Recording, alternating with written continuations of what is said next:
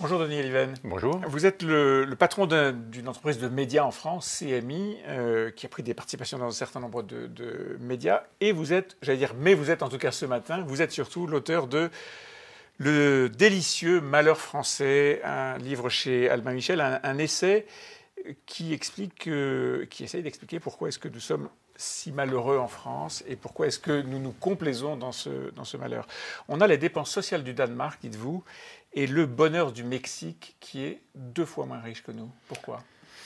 Mais c'est de ça que je suis parti. Il y a en effet une dissonance qui n'existe que pour nous. Aucun des autres grands pays comparables au nôtre n'a cet écart entre sa richesse réelle et son niveau de malheur, ou son pessimisme, sa négativité. Donc j'ai essayé de comprendre ça, j'ai écarté les facteurs psychologiques, on serait dépressif, réfractaire. Réfractaire au changement, comme les Gaulois. Et je crois qu'en fait, il y a des raisons profondes, objectives, matérielles, disons. Et ce que j'identifie, moi, c'est que notre modèle, celui que nous avons construit en 1945, le modèle social français, le fameux modèle social, est en fait a été mal conçu, mal construit. Je ne parle pas du niveau des dépenses, je ne parle pas de sa générosité, simplement la manière dont il s'organise est inefficace. Et ça ne se voyait pas pendant les années de croissance, mais ça se voit maintenant que la croissance est retirée et que la tension pour la répartition est beaucoup plus forte. Où est le vice de construction ? Vous dites que c'était mal construit, où est le vice ? Il a 2 vices principaux dont on voit les effets. Le premier, c'est que nous ne sommes pas simplement le pays des 300 fromages, nous sommes aussi le pays des 44 régimes d'assurance retraite, des 300 ou 400 systèmes d'assurance maladie, des 500 niches fiscales. Et donc nous avons fabriqué quelque chose qui mériterait d'ailleurs un brevet mondial et que j'ai appelé l'égalité injuste. C'est une très belle notion, l'égalité injuste. C'est-à-dire que 2 Français dans un bistrot qui ont pourtant des revenus semblables, peut-être exercent des métiers voisins, qui n'ont pas des carrières très différentes, mais simplement qu'ils n'ont pas fait au même endroit, peuvent se trouver dans la situation où ils ne payent pas les mêmes impôts, ne payent pas les mêmes cotisations sociales, n'ont pas les mêmes remboursements d'assurance maladie, n'ont pas la même pension de retraite. Et donc chacun sent, ou en tout cas ressent, une injustice par rapport à l'autre, Exactement. alors que leur situation était à peu près comparable. Vous prenez le Danemark qui a à peu près le même niveau de dépenses sociales que nous. Il a un système beaucoup plus unifié, une seule retraite, une seule assurance maladie, très peu de niches fiscales, et donc son État-providence rassemble, alors que le nôtre divise. Ça, c'est le premier vice. Le second vice qu'on a vu éclater à la faveur de la crise des Gilets jaunes, c'est que notre mécanique de prélèvement par des cotisations et de prestations assurantielles écrase les classes moyennes. On est, en gros, au cours des dernières années, les riches, les ménages aisés ont bénéficié de la libéralisation qui a amélioré leur patrimoine à travers les revenus immobiliers ou les revenus financiers. Les pauvres, les ménages les plus démunis, et c'est très heureux, soutenus par l'État-providence, ont bénéficié d'une progression continue des prestations sociales. Et entre les deux se trouvent une vingtaine de millions de Français qui payent des impôts, reçoivent très peu de prestations, 5 fois moins en proportion de leurs revenus que les ménages modestes, ont des revenus du patrimoine très faibles, 5 fois moins en proportion de leurs revenus que les ménages aisés, et qui ont vu en plus leurs revenus au cours des 20 dernières années décrocher de l'évolution de ceux des ménages les plus riches. De ce qui a été tiré par la mondialisation. Et décrocher tout court depuis une dizaine d'années. Et donc voilà, nos classes moyennes... Et donc ça, c'est l'autre vice. On avait prétendu consacrer les classes moyennes, et en fait, on les a massacrées. Alors, on les a massacrées pendant des années. Cette année, il semble que le budget, en tout cas ce sont les études qu'on voit fleurir un peu partout, y compris des études faites par des organismes indépendants, les classes moyennes sont au centre de l'attention du budget. Bonne nouvelle ?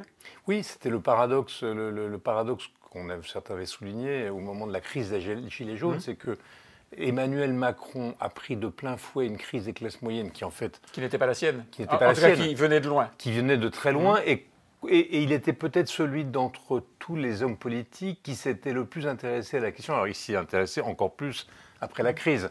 Mais d'ores et déjà, quand vous lisiez Révolution, vous voyez qu'il avait identifié ce sujet. Donc on est en train de prendre des mesures. Mais il reste tout de même, au-delà des mesures conjoncturelles qui ont été prises, budgétaires, que structurellement, notre modèle écrase les classes moyennes. Et c'est pour ça que j'ai appelé ça le délicieux malheur français. C'est parce que nous aimons un modèle qui nous fait du mal. On a du mal à ne pas à penser en dehors de ce modèle. Vous aviez inventé il y a un peu plus de 20 ans une notion qui a fait florès, la préférence française pour le chômage.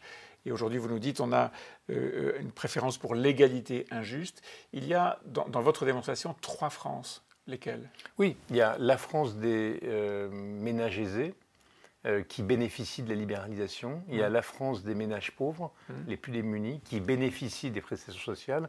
Et il y a au milieu la France moyenne qu'on a déclassée. Le grand déclassement. On parle beaucoup du grand remplacement. Oui. Moi, je pense que le vrai sujet, c'est le grand déclassement. Alors, vous dites, une fois que vous avez posé ce diagnostic, vous dites on n'arrive pas à raisonner hors cadre. Comment est-ce qu'il faudrait faire pour raisonner hors cadre et sortir de ce délicieux malheur français qui est au fond juste l'application de ce modèle social auquel on tient tant? C'est la raison principale pour laquelle j'ai écrit ce livre, parce qu'en fait, c'est au moment de la crise des Gilets jaunes qui m'est apparu de manière assez frappante qu'on n'arrivait pas à diagnostiquer clairement, à poser le diagnostic clair du mal qui nous rongeait. Alors comment on sort de ce cadre? La première des choses à faire, c'est d'essayer de lancer le débat, un débat, comment dirais-je, apaisé autour de cette question du modèle, en distinguant bien le fait qu'on peut remettre en cause le modèle sans remettre en cause son niveau de prestation sociale. Et donc les avantages de chacun. On peut être... Moi, je ne mets pas du tout en cause, j'ai plutôt un tropisme scandinave, donc je ne remets pas en cause le niveau de générosité de notre système. Je dis simplement qu'il faut qu'on se penche sur ces malfaçons. Et donc la première des choses à faire, me semble-t-il, c'est d'essayer de lancer le débat autour de ces malfaçons, et c'est l'objet du livre. Commençons par là. Alors ensuite, il y a toute une série de mesures dont je fais le catalogue, peut-être vite d'ailleurs, mais dont je fais le catalogue, et qui permettrait d'améliorer la situation. La première des choses à faire, me semble-t-il, j'en parle aussi, c'est qu'on ne peut pas à la fois vouloir travailler moins que les autres pays, avoir un niveau de protection sociale très élevé et des revenus en croissance. Les 3 sont incompatibles. Il y a un moment où ça coince. Et donc, on est l'un des pays du monde occidental le plus égalitaire qui travaille le moins. Et qui travaille le moins. Un des pays, si ce n'est le plus égalitaire, dites-vous, au monde, et qui travaille le moins. Travaux appliqués à la réforme des retraites, comment ça se passe? Dans votre schéma, comment est-ce qu'on sort de ces 42 régimes? Il me semble que la réforme des retraites est probablement, si elle est menée à son terme, la réforme la plus importante qui aurait été conduite au cours des 30 ou 40 dernières années. Bon, mais dans votre réponse, le plus important, c'est si elle est menée à son terme. Voilà, alors j'ai l'impression que le gouvernement est en train de prendre la bonne mesure des choses, parce que je ne crois pas qu'on puisse sortir d'un système que nous avons construit il y a 75 ans en 7 ou 8 ans, ou même en 2 ou 3 ans. Il vaut mieux, à la limite, prendre 20 ans, ça va vous paraître étrange ce que je vous dis, il vaut mieux prendre 20 ans pour sortir du système ancien et construire un système nouveau que d'aller trop vite. Pourquoi 20 ans? Parce qu'un certain nombre des gens sont rentrés de bonne foi dans un certain contrat, et les en sortir est violent. Alors que si vous prenez du temps et que vous le construisez pour l'avenir, d'une certaine manière, c'est plus facile. Il me semble que si on pose le cadre et qu'on est prêt à réformer avec le temps qu'il faut, on est capable de transformer un pays qui s'est structuré depuis de nombreuses années sur un certain nombre de principes qui sont mal fichus. Bon, encore 20 ans de délicieux malheur français, si je vous comprends bien. En attendant, il faut lire ce livre de Denis Oliven qui nous explique ce que nous sommes et pourquoi, bien qu'un des pays les plus riches au monde, nous sommes un des plus malheureux de nous-mêmes. Merci Denis Oliven. Merci à vous.